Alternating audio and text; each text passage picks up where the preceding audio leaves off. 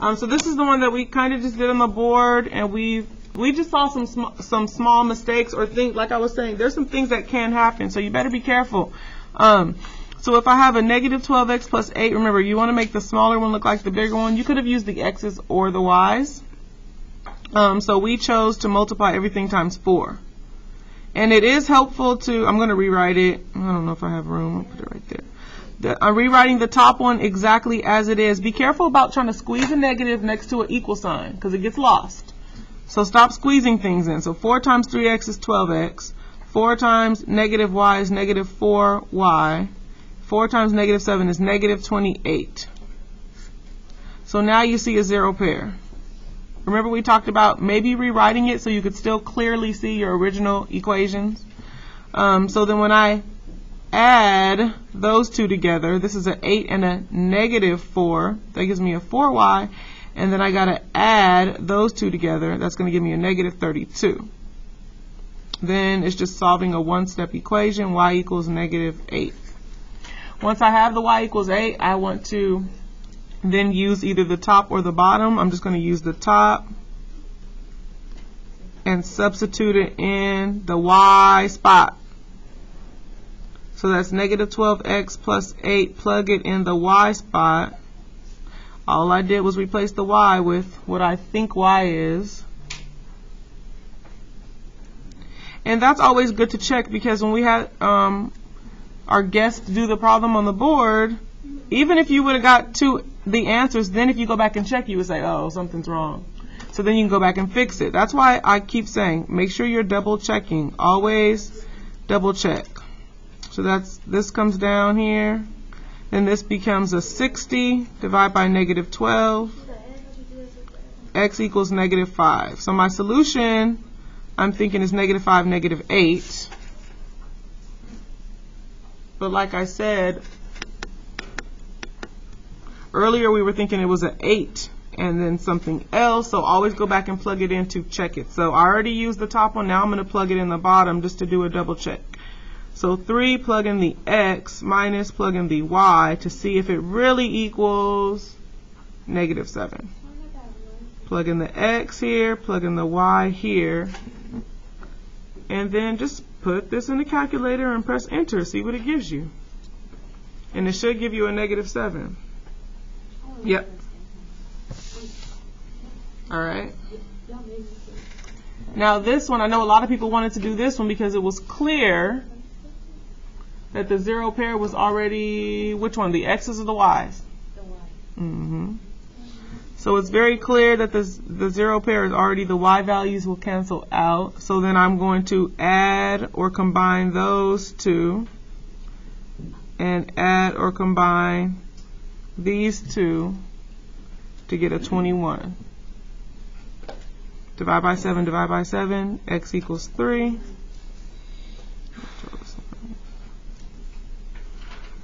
So now I got x equals 3. I'm going to plug it back into that top one in the x spot that I'm solving.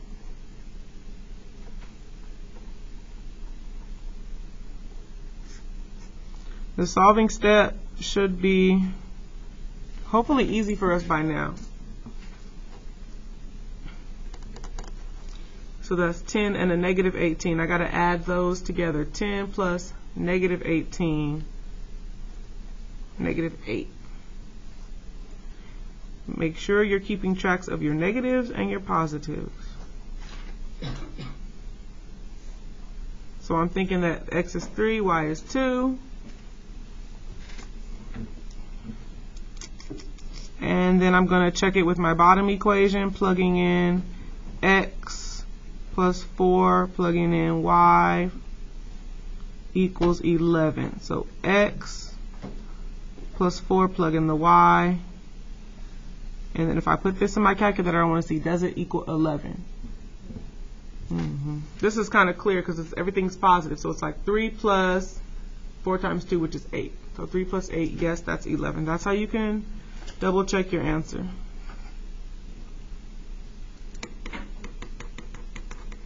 Alright. So looking at number 17, the system of equations below represents Ashley's weekly repayment plan to her parents along with her weekly earnings. So we have two equations here. Wait a minute, we talked about this in the warm-up.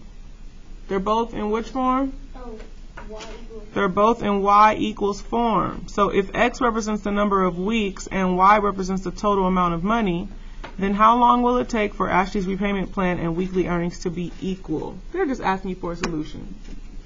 We talked about this in the warm-up. This one I will leave for you to do yourself. They're both in y equals. You're going to look in your table for where the y1 and the y2 are equal. Okay? And then you'll have your solution, x comma y. And it kind of says how long will it take.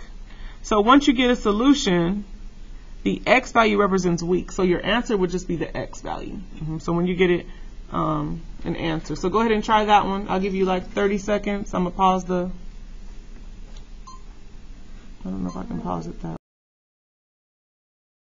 Alright, so hopefully you got your answer for that one. And number 16, Best Buy and Conn's both charge to deliver TVs to your home.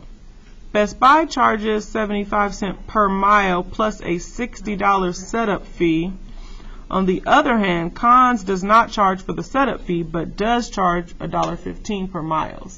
Set up the system. So remember, when we're reading the word problems, we're looking for per, each, and every to help us first. Do you see that? Because if not, then you're looking for a total. So we got Best Buy and we got Conn's. So for Best Buy, what do they charge? When I see the per, that means it's 0.75 x. 0.75, people. On that last test, I saw people just writing 75x. That's not right. 75 cents, you have to put a point in the front. And then plus $60 setup fee. On the other hand, Conn's does not charge for a setup fee, but does charge $1.15 per mile. So all of this stuff is very important, but you have to know Conn's does not have a plus anything because they don't charge for a setup fee. And then in this case, they're both in slope-intercept form, so you could do it just like 17 and find a solution if you needed to. Number 15 is taking it way back to kind of like stat edit. The table shows points on the lines F and R. Write a system of equations that is best represented by lines F and R. Number 15 is all about stat edit. So if you're doing this in class, you should pause the video, put it in stat edit, and see what you get for each of these. I don't even know what the answer is. I'm gonna have to. Yep, then you press enter, enter, enter, enter once you do all your stat edit stuff, and I'm getting that the A is 1.6 and the B equals 2. So line F is going to be y equals 1.6x plus 2. However, keep in mind that the slope is a decimal. Sometimes they don't do that. So I might have to do 1.6 and change it to a fraction just to see, just in case, if they give me fractions. Math, enter, enter. Oh, that would be 8 over 5. So the slope could be 8 over 5x plus 2. So please keep that in mind, that stat edit will always give you decimals and whole numbers, but you might have to change it to a fraction. So I'm going to do the second one. Negative 4, 4, 12, negative 4, 2, 8. Negative 4, 4, 12, negative 4, 2, 8. Okay, then press stat, go over to calc. Enter, enter, enter. This one's giving me A equals 0.75 and B equals negative 1. Be careful because the negatives are so small you might miss it. So y equals 0.75x, because A is the slope, minus 1. However, remember, they might not give you decimals where your answer choice is. So you would have to put 0.75, press math, enter, enter. There you go. So it could be 3 over 4x minus 1. Can you see the solution in the table? Because the solution would be like if this point was also in this table. Can you see the solution from looking at these tables? No, because they don't have the same point.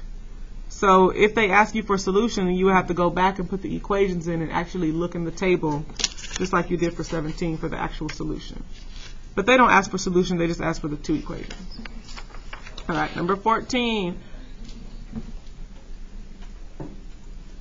Which of the following is equivalent to the system shown to eliminate the y value via a linear combination? So they want you to use linear combination or the zero pair elimination method. But notice something's got to be changed because there is no zero pair. What do you think? Multiply the top by -7? Yes, that is one way we could do it. So let's try that one and see if we see anything good. So if I multiply the top times -7, I get -28x, -7y, -21. The bottom will stay the same. I don't need to change the bottom. So is there anything that looks like that? This one doesn't have -28. This one doesn't have, so it's H, right? Yeah, it looks like H has the negative. Yep. As long as we double check that's the only one that has -28, so okay. Number 13, what is the value of y for the system above? So let's do 12 and 13 together. So 12 says, what should you multiply the first equation by to eliminate the x terms? So they're telling you you must eliminate the x terms. So what do you multiply the top by? 4. Good. So if I multiply the top by 4, I'm getting 4x minus 4y equals 4. Then the bottom will stay the same. So our answer right here would just be 4 for number 12. Then they already kind of set it up for us. So number 13, what is the value of y? Well, I can just eliminate my x's. What am I going to do with those? Add, that's a -1y. Add, I get 9. So does y equal 9? No. Be careful, thank you. Don't forget to divide by the -1. So y is -9.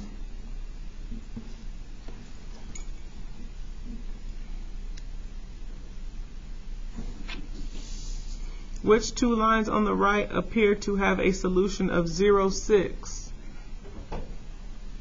We got 4 lines right here. So we need to look for the point 0, 6. Now be careful with 0, 6. You got to figure out, is it a x-intercept or is it a y-intercept? Because the 0 confuses people. Is it an x-intercept or a y-intercept? It would be an x-intercept if the number was in the x place. So it's a y-intercept. So we're looking on the y-axis for where it touches at the 6, which is right there. So which two lines make that crossing? I mean, which two lines is the system that crosses there? This one that goes through it, and this one that goes through it. Yep. So fill in the blanks. Blank and blank. Which two lines form that little crossing? Number 10 is solve the system. Go ahead and try solving it. I'm gonna solve it separately. Then I'm gonna give you some answer choices for that one. Because even for people that don't know how to solve a system, you can still get your multiple choice answers and plug it in, plug it in.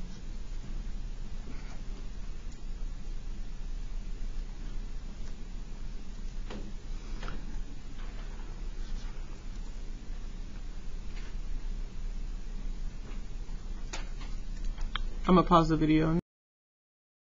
So like I said, what I'm going to do is I'm going to give you multiple choice options because there's some people that don't know how to do this. But let's just say you thought the solution was -2, -2. Because remember, you're going to get multiple choice. Let's say we thought it was -2, -2. So what can I do with the x and the y to see if it's really true? I can plug the x into the x spot and the y into the y spot and see, does it really equal -26? So I got -9 parentheses. What am I plugging in here? -2. Then plus, what am I plugging in here? Negative 2. And I want to see, does it really equal 26? No, it doesn't. So that actually equals 10, which means nope, that can't be my answer. So let's say the next multiple choice one was 2, negative 2. So once again, I got to try it here. So first I'm going to try to plug it in that same one, x in the x spot, y in the y spot, but it has to equal negative 26. So I'm plugging in x in the x spot, y in the y spot, see what it equals. But remember, it has to work for both of them. So I'm plugging it in negative 9 with a 2 plus 4 with a negative 2. Aha, so this could be my answer because it does equal. So let's plug it in that one and see if it works here. So I'm plugging in for the next equation to see if it equals 20. X goes in the x spot, y goes in the y spot. 6, plug it in. Minus 4, plug it in. It must equal what? 20. Yes! So that means my solution is this one. Maybe that's easier for you. You can do this with basically all 3 methods or whatever. You can just take the multiple choice, plug it in the top, make sure it equals that, plug it in the bottom, make sure it equals that, and then that's your solution. This is the way for the people that are kind of like, that elimination stuff is crazy. I don't know what a 0 pair is to save my life, so you better know how to plug it in. That will save your life. All right. So the Jersey Village High School VIPs is throwing a winter festival this month. They plan to sell 3 times as many fried Oreo cookies as fried ice cream. Why are you still talking about Oreos? The total number of fried Oreo cookies and fried ice cream orders will be about 80. Is it reasonable for the VIPs to order 20 Oreo cookies and 60 ice creams? This is crazy. They plan to sell 3 times as many fried Oreos. So there's going to be more of the fried Oreos. How many more? 3 times. I shouldn't have used F for fried. I should have used, I guess, O for, then that looks like that's dumb. Okay, so for the fried Oreos, there's 3 times as the ice cream. But the total, when I add them up, so for the fried Oreos plus the ice cream, it's going to equal a total of 80. So is it reasonable to order 20 Oreo cookies and 60 ice creams? The Oreo cookies are going to be 3 times as many. So should we order more ice cream if it told us we're going to sell more Oreos? No, because it should be G. This one's a weird one. No, because the number of Oreo cookies is not 3 times the ice cream. The number of Oreos needs to be 3 times that much, but they kind of flipped it. That one's totally weird. Just try to read carefully. Try to do your best on that problem because there's one just like it on the test. Number 8, write the system of equations represented by the graph on the left. Now, if you're really good at stat edit, you can find 2 points on this line, make a little table, put it in stat edit, and get your y equals. And then find 2 points for this line, 2 perfect points, like bam, perfect point, perfect point. There's lots of perfect points on this line, put it in stat edit, and get your y equals. That's one way you could do it. The other thing is looking for key features. Like this line right here touches at the plus 3. So this one would have to have y equals something something. It better have a plus 3 with no x on it because the y-intercept is 3. This line right here touches at the negative 6. So y something something something negative 6. Another thing you should notice for this line right here is that the slope is what? So whatever the m is, it better be a positive m. However, this one, the m better be a negative because it's flowing down that way. I know some people still have problems finding slope, rise over run, so use that stuff to help you find a better right answer. Or you can use that edit. Or there's so many different choices here. We can go down 1 to the right, 4. This one's slope should be negative 1 over 4. This slope right here, up 2 over 1, up 2 over 1, so this slope should be 2. All right? And this is taking it way back because we did problems like this on past tests and past worksheets. Finding slope. What is the best method for solving the following system? What's the best method for this one? We talked about that in the warm-up.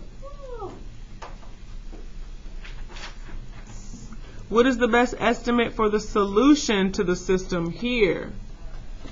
Now, this is the one a lot of people were messing up with on that problem. And like I said, you need to either get a straight edge, maybe you can get your ID badge and go ahead and line that up perfectly. That's good. That's good to have your ID badge.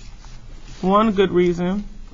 Get your ID badge, line it up perfectly so you can see that, oh, it looks like it's, and it says estimate. It looks like it would be right here, like 3, -1. But it looked like it was actually a little bit lower, so it could be something like 3, -1.2 or something like that. So be very careful when you're doing that one. You have to draw those 2 lines using a straight edge, using your ID. Number 5, which 2 situations would best represent the system? Anybody get an answer? Oh, there's 2 of them that actually represent the system. And this one is per, each, and every. These are the numbers that go with the per, each, and every. And these are the numbers that are the fees or the initial value.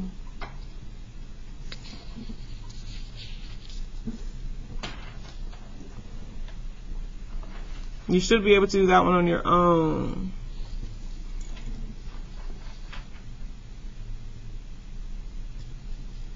Whitney would like to solve the system of equations below using linear combination. What should she multiply the second equation by if she wants to eliminate the x's?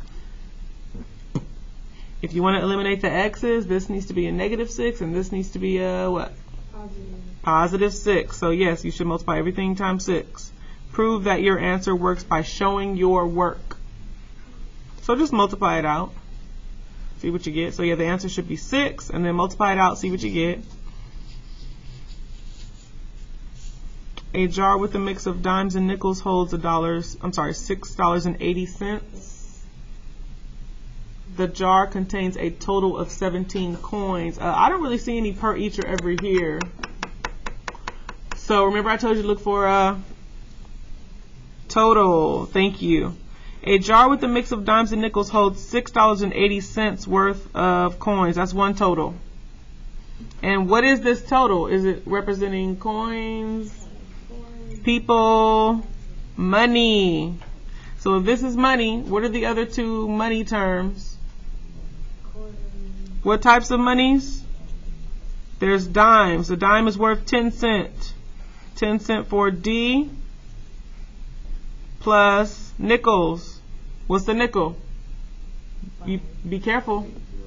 0.05 N. Please be careful. Then the other one tells you how many. We got some dimes, we got some nickels, we know we got a total of 17. Be careful with the nickel thing. Think about it. If somebody told you your total was like $8.05 versus $8 or $8.5, which one is actually a nickel? The top or the bottom? Think about that. Think. This is 5 cents. This is actually like 50 cents, half of a dollar. So D and N represent the total number of nickels. Define your variables. D and N equal total number of coins. Then 2 and 1, you should be able to do those 2. This one was yesterday's warm-up. This one is best method. We talked about it in today's warm-up.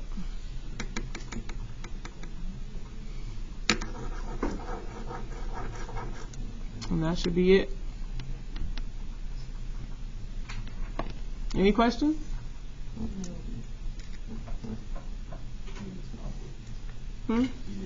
Yeah, no, I was seeing if anybody had questions. Nope, no questions. Okay.